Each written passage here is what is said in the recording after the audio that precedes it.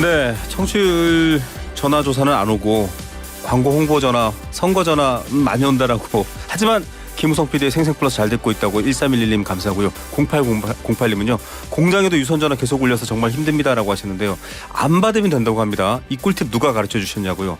글로벌 경제의 꿀팁을 가르쳐 주시는 두 분이 방금 얘기해 주셨습니다. 세한대 김대호 특임 교수 나오셨습니다. 어서 오십시오. 네, 반갑습니다. 네, YG경제연구소 차영주 소장님 나오셨습니다. 어서 오십시오. 예, 안녕하십니까. 저는 몰랐어요. 저희 광고 나가는 동안에 제가 이 얘기를 했더니 아예 처음부터 안 받으면 그쪽에서 번호를 아예 이건 안 받는 전화다라고 해서 안 건다면서요.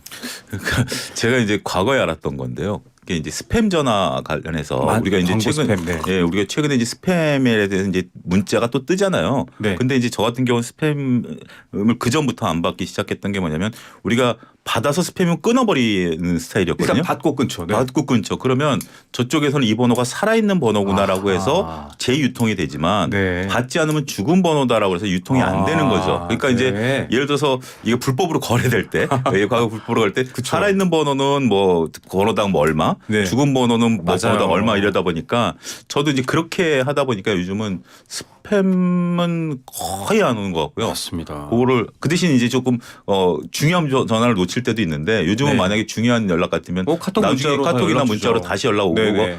아니면 제가 이제 일반 번호 같은 저는 이제 섭외 전화가 오는 경우에는 그렇죠. 문자를 한번 보내봐요. 네. 무슨 일이냐 그러면 이제 그쪽에서 대꾸가 있건 없건 그렇게 되니까 그것도 하나의 팁이다. 역시 자 여러분 뭐 글로벌 경제 꿀팁 말고 이런 꿀팁도 알려주시는 두 분과 함께하고 있습니다. 교수님께 먼저 여쭤봐야 될 것 같은데요. 칩스법 때문에 국내 뭐 삼성전자를 비롯한 반도체 회사들 미국에 공장 짓고 이제 뭐 지원금도 나올 거다라고 생각을 했는데 이제 와서 이걸 못 받을 수도 있다. 이게 지금 뭐 상무장관과 뭐 여러 얘기들이 나오고 있습니다. 미국에 무슨 얘기인가요?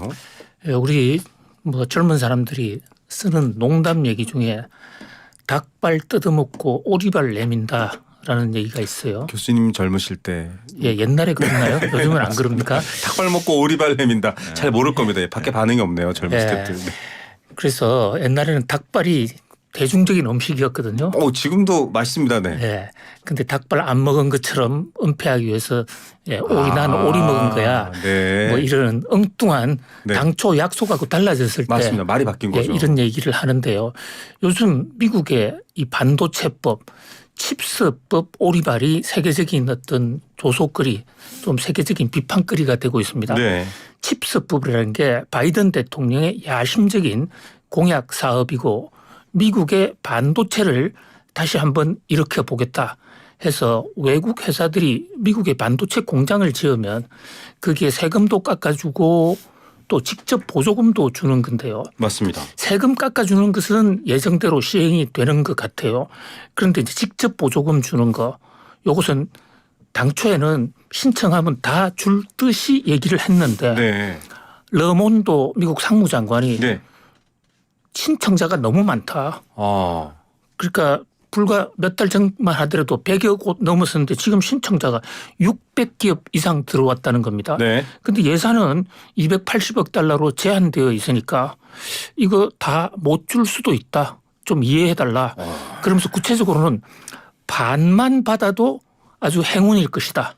네. 그 얘기는 반 이상 예상보다도 깎일 신청자 대비 당선 비율이 50% 이하로 떨어질 것 같다는 얘기거든요. 네. 지금 미국의 반도체를 공장을 짓기로 한 우리나라 삼성이나 또는 SK 하이닉스니 관련 회사 대만의 TSMC 같은 경우에는 우리나라 내에 또는 대만 내에 반도체 공장을 지으면 일자리 창출도 하고 국민적인 사랑도 그렇죠. 받을 수가 있었는데 바로 이 반도체 칩스법에 유혹이 돼서 이것 좀 받아보자 해서 미국으로 간 경우도 있거든요. 물론 예. 미국 간 데는 여러 가지 목적이 있지만 맞습니다. 반도체 칩스부터 하나의 동기가 됐습니다. 그런데 이제 와서 예산이 좀 부족해. 이러면 물론 분명한 그 어떤 조건에서 얼마만큼 준다는 게 법안에 확정적으로 나와 있지는 않아요. 네. 그러니까 법을 위반한 것은 아닌데 일반 상식에 좀 배신을 한 게 아니냐. 뭐 이런 면에서 들어갈 때 나오고 또 들어갈 네. 때 마음하고 나올 때 마음이 다른 예. 유치할 때는 무조건 유치해놓고 근데 이게 유치는요 그냥 미국에서 반도체 생산 공장을 생산하는 것뿐만 아니라 미국의 보조금을 한번 받으면 네. 앞으로 이게 중국에는 가지도 못하고 네. 중국에서 생산 실도 늘리지 못하는 이런 조건도 붙어 있거든요. 예. 그래서 좀 마음이 허한 미국이 이럴 수가 있느냐. 그런데 미국 입장에서는 당초 이렇게 신청이 많이 몰릴 줄 몰랐다. 그래서 제2의 칩스법을 한번 해볼 수도 있다. 네. 이번 선거에서 바이든 대통령이 이기면 한번 검토해 보겠다 이렇게 얘기를 하고 있습니다. 현대사의 핵심이 반도체이기 때문인데요. 갑자기 닭발 먹고 오리발 하니까 저도 이런 속담은 아니고 예전에 우스갯소리였습니다. 손에 물 한 방울 안 묻히게 해줄게 이러고는 그냥 고무장갑을 사줬다고 합니다. 이게 정말 이 정도 수준인데 이러면은 사실은 미국 쪽에 또 공장 짓고 투자할 거야라고 바라봤던 분들도 이거 어떻게 되는 거지? 그 기업 가치도 걱정되고요. 그러니까요. 이게 이제 우리가 종합적으로 봐야 되는데 저도 이제 식당으로 넘어가겠습니다. 이제 그 식당 우리가 이제 그렇잖아요. 줄 서는 식당이 네네. 그 식당을 확장하면 네. 그 식당이 그 성공을 못 이어간다라는 그런 정설들이 있죠. 네. 네. 그래서 이제 확장하는 거에 대해서 기업들이 이제 상당히 이제 그거는 이제 그게 이제 고심하는 거거든요. 네. 우리가 과거에 이제 그런 게 있었습니다. 허니버터칩 기억나시죠? 아유, 품절. 허니버터 품절했는데 허니버터칩 같은 경우 우리가 이제 그 라인을 네. 증설을 안 했어요. 허니버터칩은. 네네. 근데 지금은 이제 부담이 없습니다만 네. 꼬꼬면 아시죠? 네네. 꼬꼬면은 라인을 증설했는데 네. 그게 해가지고 그 부담이 와가지고 지금 위탁 생산 라인으로 돌리고 있거든요. 그러니까 이제 결국 우리가 이제 이런 것들이 왔을 때 투자냐 아니냐. 자, 네. 지금 삼성전자 교수님 말씀하신 것처럼 같지만 하이닉스는 그때 포기했어요. 예. 하이닉스 포기한 게 지금 오히려 하이닉스 입장에서 보면 자금 부담이라든지 지금 삼성전자 같은 경우는 여러 가지 이제 사면 초과인 네. 부분들을 보면 일단 건설비가 50% 이상 상승했고 예. 거기에 이제 또 이것까지 못 받게 된다라면 상당히 지금 이제 삼성전자 입장에서는 사면 초과죠. 근데 삼성전자도 이제 나름대로 기업 입장에서 보면 최근에 이제 그 현금 확보를 많이 하고 있거든요. 네. AMSR 같은 지분도 팔고 이제 혹지 않은 그거를 이제 어떤 M&A 실탄용이다라고 하시는 분들도 있고 실질적으로 삼성그룹이 100조의 현금을 갖고 있다라고 하지만 삼성전자가 갖고 있는 현금은 그렇게 많지 않기 때문에 네. 선제적으로 지금 미국 공장을 지어야 되는 거라든지 여러 가지 부분에 있어서 그다음에 이제 디램 재고가 있으니까 운영자금이라는 것이 재고를 다 자기 돈으로 떠안고 있으니까 바닥에 깔리는 돈이거든요. 네네. 그거는 이제 우리가 현금으로 표에 나오는 건 아닙니다만 그렇죠. 운영자금을 마련하기 위한 것들에 선제적으로 지금 현금을 마련하고 있다라는 보는 시각도 있어요. 어찌됐든 이제 믿고 간 건데 어쩔 수 없이 이제 이게 가장 최악의 경우가 내가 원해서 투자를 하는 거랑 네. 어쩔 수 없이 투자를 가는 거랑 개념 보면 후자였었다라는 거죠. 네. 그런 부분들인데 이게 이렇게 안 되다 보니까 좀 꼬인다라고 말씀을 드릴 수가 있겠습니다. 맞습니다. 뭐 바이든 대통령이 오고 뭐 삼성이 뭐 20조 규모 뭐 몇 조 규모 뭐 미국의 공장 지어 미국 대통령 입장에서는 자기 나라 일자리 늘고 좋은 건데 궁금합니다. 지금 미국이 어떻게 보면은 반도체에 대해서 이런 시각에 아까 러먼드 얘기도 하셨지만은 아니 뭐 반도체 봤더니 80%가 다 아시아에서 만들고 미국 유럽은 20%밖에 안 돼. 이래서 뭔가 지금 액션을 취하는 것 같습니다. 이게 사실 그런 목적과 의도가 자국 우선주의 약간 경제적인 어떤 민족주의 같은 느낌이라면 이게 보완책이 나와도 안 될 것 같다는 느낌도 들고요. 그렇습니다. 지금 트럼프 대통령이 마가 프로젝트 메이크 아메리카 그레이트 어게인 하는 그 정책은 주로 관세 세금을 많이 붙이는 쪽에 맞춰져 있습니다. 네. 겉으로 보면 굉장히 무서운 건데요. 사실 바이든 대통령의 이 미국 경제 살리기도 트럼프 대통령 못지않고 어떤 면에서는 이 칩스법에서 보시는 대로 매우 정교하고 네. 또 아주 클레버 아주 교활하다. 네. 이렇게까지 얘기를 할 수가 있는데요. 자, 지금 원래 반도체는 미국이 시작을 했는데 지금도 반도체 설계나 장비 면에서는 미국이 네. 압도적으로 우세해요. 그런데 그거 생산하는 부분에서는 지금 대만, 한국이 거의 전 세계 반도체의 지금 80%를 네. 생산을 하고 있거든요. 그런데 이 대목을 미국으로 끌어오겠다. 이래서 지금 미국이 국가적인 프로젝트 작업을 하고 네. 있거든요. 그뿐만이 아니라 또 미일 반도체 동맹까지 하면서 네네. 미국, 일본 자본과 기술을 합작하는 그런 전철. 그래서 반도체 굴기에 대해서 아주 바이든 대통령은 목을 건 그런 지금 형국입니다. 그런 면에서 우리도 여기에 대해서 좀 선제적으로 적극적으로 대응할 좀 전략이 필요하다. 네. 이런 생각인데요. 지금 SK 하이닉스가 일본의 키옥시아라는 회사의 지분을 갖고 있어요. 네. 그런데 일본 아사히 신문 보도에 따르면 키옥시아 일본 도시바의 후신인데 그 회사와 미국의 웨스턴 디지털이라는 WD가 네. 합병을 SK 허락 없이 하려고 그러는데 정치적인 압력을 넣고 있다. 네. SK로 하여금 너는 떠나. 빠지고 떠나. 또 이런 대목에서 바로 미국의 반도체 굴기가 아주 다른 나라의 산업 정책에까지 영향을 주고 있는 이런 모습이거든요.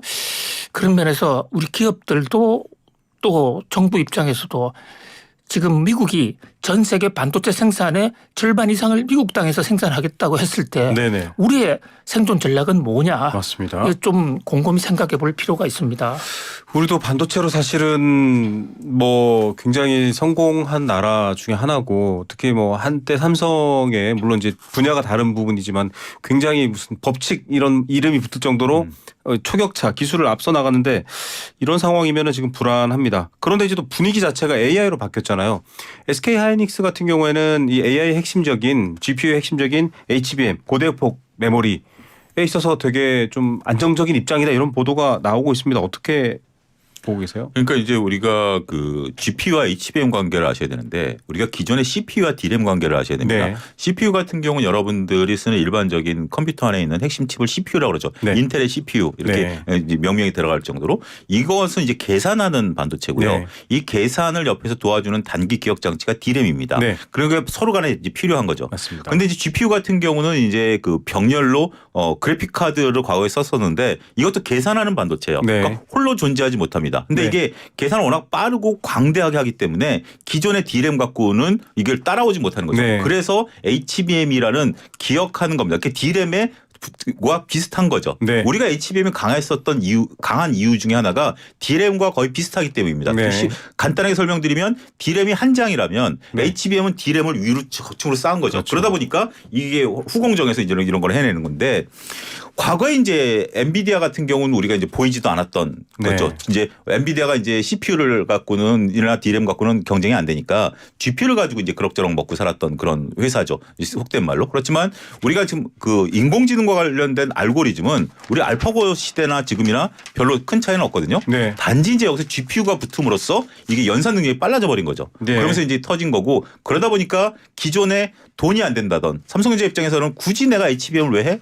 차량용 반도체를 왜 해? DRAM만 해도 되는데 아까 얘기하신 황해 법칙이 있는데 네. 그런데 이제 하이닉스 입장에서는 이거라도 해야 된다라는 어쩔 수 없는 네. 이제 좀 극단적인 표현이긴 합니다만 그렇게 해서 나름대로 기술력 노하우를 갖고 있었던 부분들 엔비디아와 같이 거래를 했었던 부분들이 이제 소위 대박이 터져버리게 된 거죠. GPU가 이제 그 순환매로 돌고 거기에 HBM이 되다 보니까 이제 지금 하이닉스 같은 경우는 거의 매출의 이제 50%를 이걸로 해내겠다라고 네. 좀 하기 때문에 이 부분에 있어서의 지금 각축이 지금 이제 각축이라기보다는 초호황이 지금 현재 이루어지고 있다.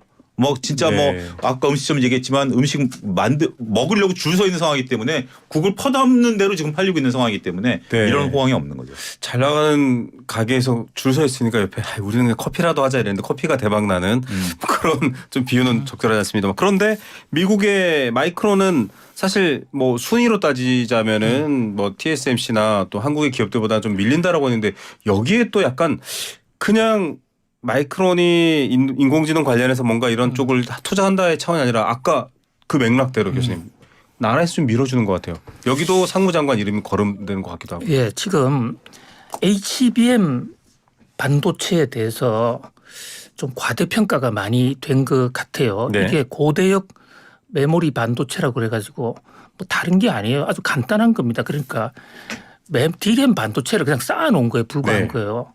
그래서 아주 뭐 엄청난 기술이 필요한 것도 아닙니다. 그런데 삼성은 돈이 안 된다고 해서 안 했고 SK 하이닉스는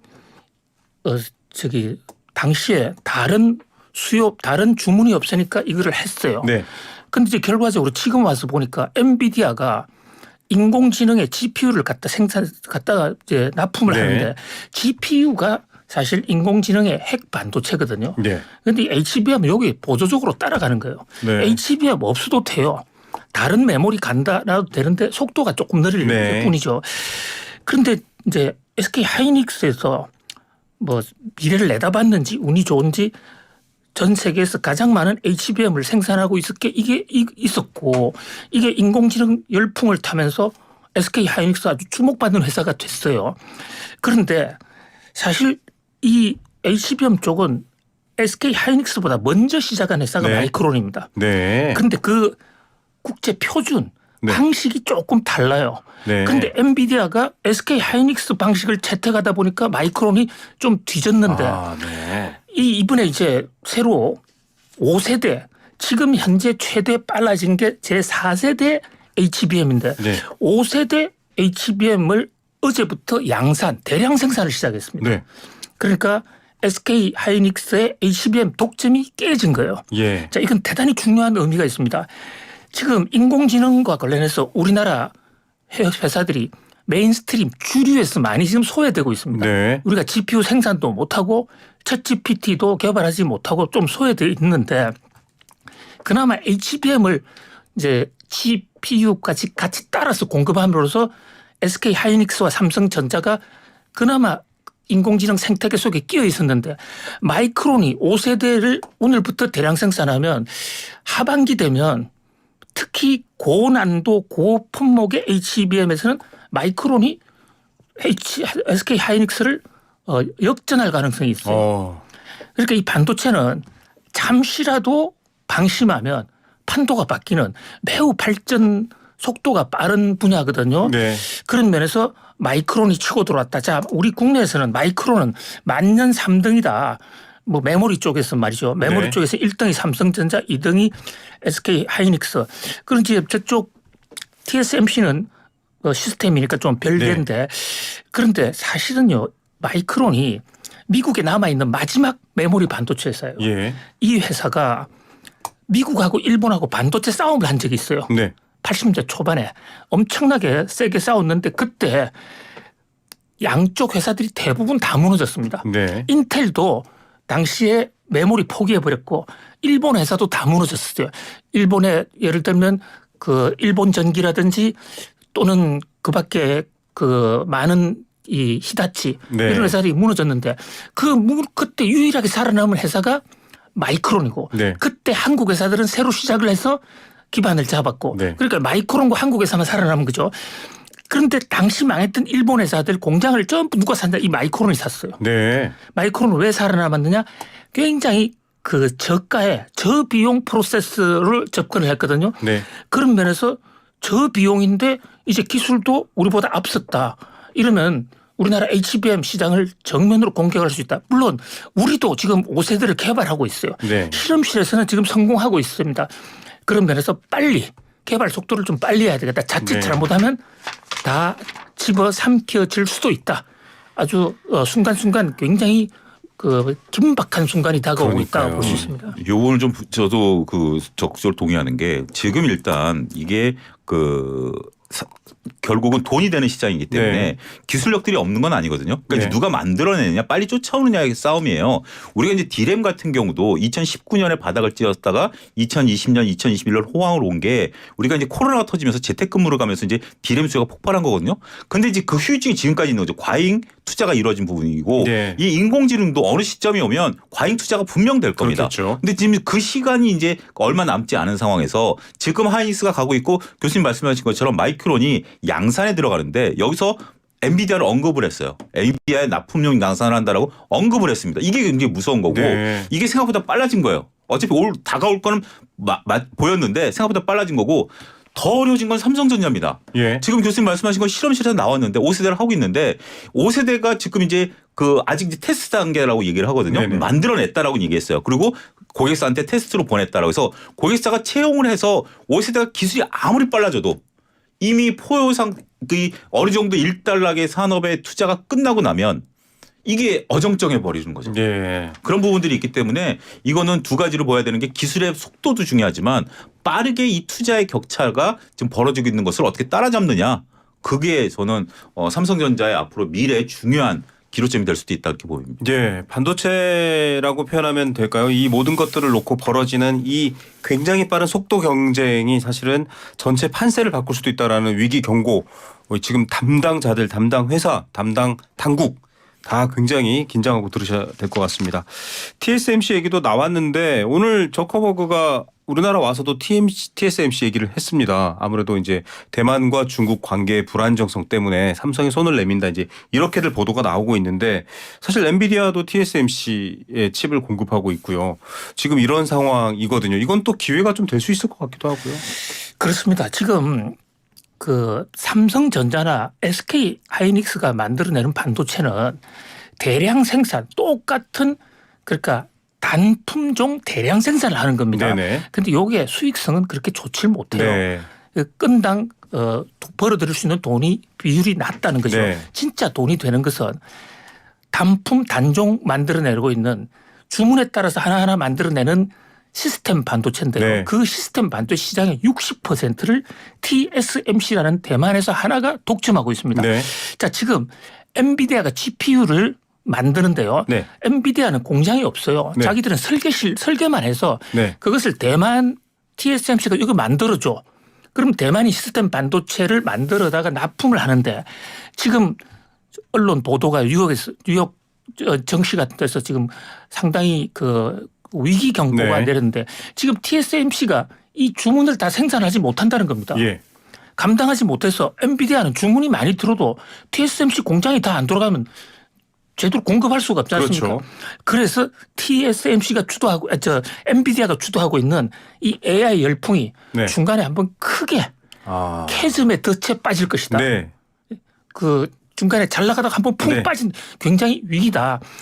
근데 이 경우에 우리나라 삼성전자가 이 시스템 반도체 부분을 좀 마켓시어를 많이 갖고 있었다면 예. 굉장히 좋았을 텐데 우리는 아직은 메모리 2등이지만 좀 미미해요. 네. 그런데 그나마 그래도 만약에 TSMC가 공급을 제때 못 되면 삼성전자로 많이 올 겁니다. 네. 그런 면에서 삼성전자는 굉장히 희망을 걸고 있고 이번에 메타의 저크버그가 네. 한국에 와서 삼성전자 성지원까지 방문한 것도 그러니까요. 삼성전자의 이 그 시스템 반도체 제작 능력이 어떻게 되나 우리 협조 가능한가 이것을 간떠보기 위한 것으로 보여집니다. 예. 삼성 LG 관계자들 다 만나는데요. 그럼에도 불구하고 오늘 삼성전자 주식은 조금 조정되는 느낌이긴 한데 굉장히 호재 아닌가요? 이 정도는? 그러니까 이제 이 호재라는 아직 호재라고 단정하기는 어렵죠. 단정하기는 호재라고 어렵죠. 하더라도 긴 시간이 걸리는 거고 네. 어쨌든 우리가 지금 이제 시스템 반도체를 만들어낼 수 있는 공장의 능력이라든지 이런 거고 기업 입장에서 보면 만약에 이런 극단적인 예를 들죠. TSMC가 아무런 능력 그러니까 아무런 어려움 없이 생산을 하고 있다라고 한번 해보죠. 네. 여기에 삼성전자가 지금 시스템 반도체 공장을 조기에 완공해서 올해 안에 완공해가지고 TSMC만큼 또 생산할 수 있다라고 한번 해보죠. 그러면 우리 삼성전자가 이제 공장을 완성해서 이걸 짓는 입장에서 과연 수익을 낼 수 있을까요? 엔비디아 입장에서는 두 군데를 경쟁을 붙이는 거죠. 네. 그러니까 우리 대기업들이 갖고 가는 것들이 그 협력업체를 2개, 3개를 가져가는 거예요. 네. 그거는 이 두 가지 효과가 있는데요. 하나는 안정적인 수급을 하는 거고 네. 하나는 경쟁을 붙이는 거죠. 붙일 수 있는 경쟁을 거죠. 붙이는 거죠. 그렇기 네. 때문에 우리가 TSMC 물량을 갖고 오는 것은 우리한테는 굉장히 좋은 일입니다. 네. 하지만 TSMC한테 우리가 $100에 엔비디아가 지급했던 거를 삼성에도 $100를 줄까요? 네, 아니군요. 그렇게 개념으로 시장이 본다면 달라질 수 있는 그 거죠. 대신 TSMC는 이미 공장이 완성이 돼 있는 거고요. 네. 삼성전자는 이제 공장을 짓고 있는 거니까 이제 감가상각으로 떨어버려야 돼요. 네. 그런 전략들도 있다라고 보면 단순하게 물량 받아오는 게 호재다라는 게 아니라 재무적으로 보면 이건 좀 고민거리가 좀 많습니다. 예, 이게 파운드리라고 하죠. 이런 아까 말씀하신 것처럼 엔비디아가 설계를 하면 TSMC가 그걸 만들어서 주는데 그 경쟁인데 왠지 갑자기 우리가 엔비디아처럼 뭔가 설계하고 더 기술적으로 주도하는 그러니까 시장을 좌우하는 기술을 하면 좋겠다 이런 혼자 생각도 들었고요. 자, 이게 시간이 얼마 없는데 중국으로 넘어가야 됩니다. 자, 중국에서 최대 정치 행사죠. 양회가 열릴 때마다 양회 합니다. 양회 어느 무슨 우리나라에 있는 건설 자재 납품하는 회사 이름으로 착각하시면 안 됩니다. 중요한 정치적 의사결정과 국가의 방향을 결정하는 큰 행사인데 지금 경제가 문제잖아요. 중국은 그 얘기가 나올 그렇습니다. 것도 같은데요. 예, 중국의 이제 새해 정치 일정을 스타트를 여는 게 양회라는 건데요. 네. 중국말로 양후입니다. 양후에는 시멘트, 스퀘하고는 전혀 관계가 없고 두 가지 회의라는 거예요. 네. 그중에 하나가 정치협상회의, 네. 또 하나 전국인민대표대회. 맞습니다. 이건데 중국의 입법 기능 비슷한데 중국은 정책은 사실상 공산당이 짜서 네. 그것을 국무원이 추진합니다. 그런데 그것을 이제 형식상 인준을 받는 건데 네. 이 양회 특히 전인대 개막대에서 올해 경제를 어떻게 꾸려갈 것인가를 전 인민들에게 네. 공표를 하고 인준을 받게 돼 있습니다. 예. 거기서 과연 지금 중국 경제가 상당히 안 좋은데 정부의 처방이 이걸 안 좋은 걸 그냥 그대로 방치할 건가 아니면 공격적으로 부양할 것인가 또 부양한다면 어떤 방법으로 할 것인가 성장률은 어떻게 목표를 할 것인가 이것은 지금 중국은 세계의 공장이기 때문에 중국이 어떤 목표를 2024년도 어떤 목표를 설정하냐에 따라서 중국에 물건 팔고 있는 우리 같은 입장에서도 직접적인 영향을 받거든요. 네. 그러면서 3월 5일 날 이제 있을 네. 그 리창 총리의 네. 내년 올해 경제 계획 이것이 주목을 끌고 있습니다. 예. 자, 뭐 중국은 과거에는 뭐 하반기에 좀 성장률이 안 올라간다 싶으면 성장 동력 이렇게 해서도 바꾼다고 했는데 그만큼 사실 정치의 영향이 크잖아요. 우리 입장에서도 좀 이 중국 쪽을 바라보는 입장에서도 영향을 많이 받을 것 같습니다. 그렇죠. 일단은 지금 현재 언론에 보도된 바에 의하면 한 5% 경제 성장률을 제시할 가능성이 네. 높다. 근데 실질적으로 이제 글로벌 기관들은 4% 성장도 좀 가능하겠냐라고 하고 있지만 네. 일단은 지금 이제 시진핑 주석의 권력 강화라든지 안정화를 위해서 5% 정도는 제시할 것으로 보여진다.